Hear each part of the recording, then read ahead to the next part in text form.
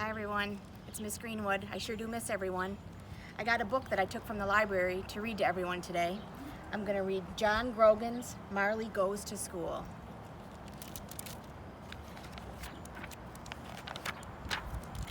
It was the first day of school, and Cassie laid out her back-to-school supplies. Pencils, check.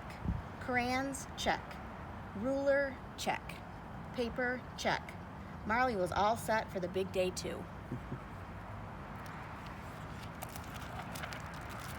By the front door, he laid out his supplies. Chew bone, arf.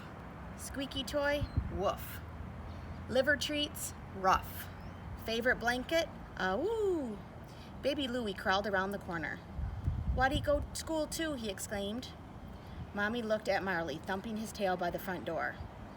"I don't think so, big guy," she said. "I definitely don't think so," added Daddy. "You silly dog," Cassie said, patting Marley on his big, blocky head. "School's for kids, not dogs." Marley cocked his head and let out a low whine. Cassie was his best friend, and he was used to going everywhere she went. To the park, to the playground, to Grandma's house, even to bed. "Grab your backpack," Mommy called out. "We don't want to be late." "Arf, arf," Marley said, grabbing his leash in his teeth and hopping up on his hind legs and dancing by the door. "Arf, arf yourself," Mommy said. "You're going in the backyard where you can't get into trouble." "Good idea," said Daddy, and the whole family set off to walk Cassie to school. Sad. Marley did not stay in the backyard for long. He started to dig, and he dug and dug and dug, and the dirt flew up behind him until it formed a giant pile, a regular Mount Marley. Up flew Mommy's marigolds. Out flopped Daddy's daffodils. Away went Cassie's carrot patch. Soon he had cleared a nice cozy tunnel under the backyard fence. With a wiggle and a waggle and a whip-whop of his tail, he belly crawled to freedom. Marley sniffed his way to the sidewalk, looked both ways, all clear, and followed Cassie's scent straight to the front door of the school. The front door was propped open. "They're expecting me," Marley thought, and he walked right in. Down the hallway he trotted, stopping in each room in search of his beloved Cassie. Marley tried the copy center. Not in here, he thought, and then he took a moment to leave a calling card.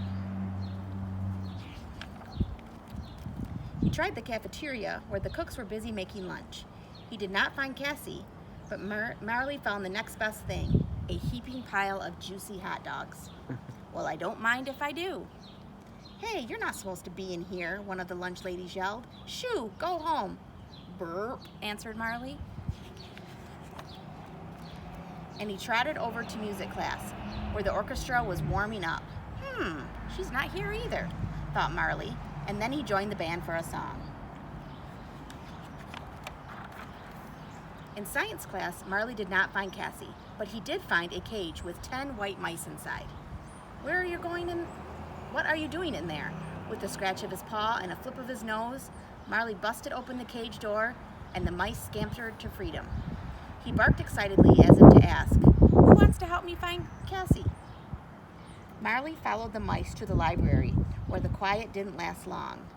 "Mice!" screamed a little girl. "Big fat ones!" shouted a little boy.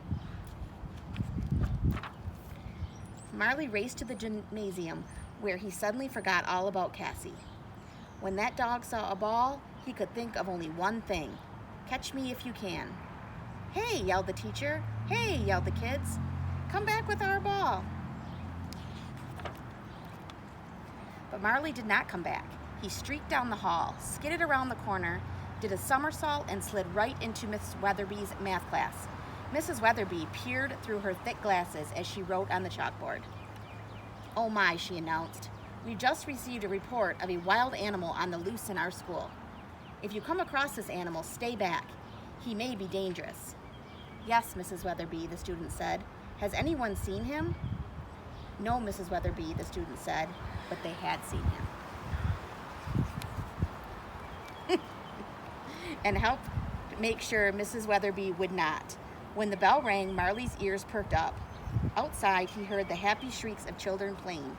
There was no sound Marley loved more than the sound of children at play. He headed toward it. "Not so fast, buddy boy." The voice came from behind him. Gulp. It was Principal Peabody. She seized Marley by the collar and read his tag. "Aha, Casey's dog. I should have figured." She tied Marley to the radiator with a rope. "Face the corner," she said.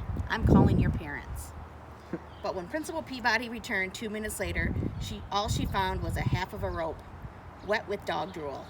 "Drat," she said. "There he goes," shouted Vice Principal Tanner. "He's heading to the playground." "I'll head him off," cried the gym teacher. "I'm on his tail," declared Mrs. Weatherby, shaking her fists. "Tackle him," screamed the lunch ladies. The grown-ups chased Marley across the playground. They chased him through the tunnel and over the tires and under the hoops. They chased him up the jungle gym and down the slide. They chased him past the swing set and around the teeter-totter. He's fast. They chased him right into Cassie's arms. "Marley," Casey shrieked with delight, "you did come to school." "Is that your dog?" Vice Principal Tanner asked. Cassie said. "He looks somewhat familiar." "There you are," Mommy and Daddy yelled. "Bad dog, Marley." "Ba-boo-boo-waddy," Baby Louie said. Now," said Principal Peabody. "All's well that ends well." And Marley was so happy he jumped in the air and gave the principal a big, fat, sloppy kiss right on the lips. Now he's the teacher's pet.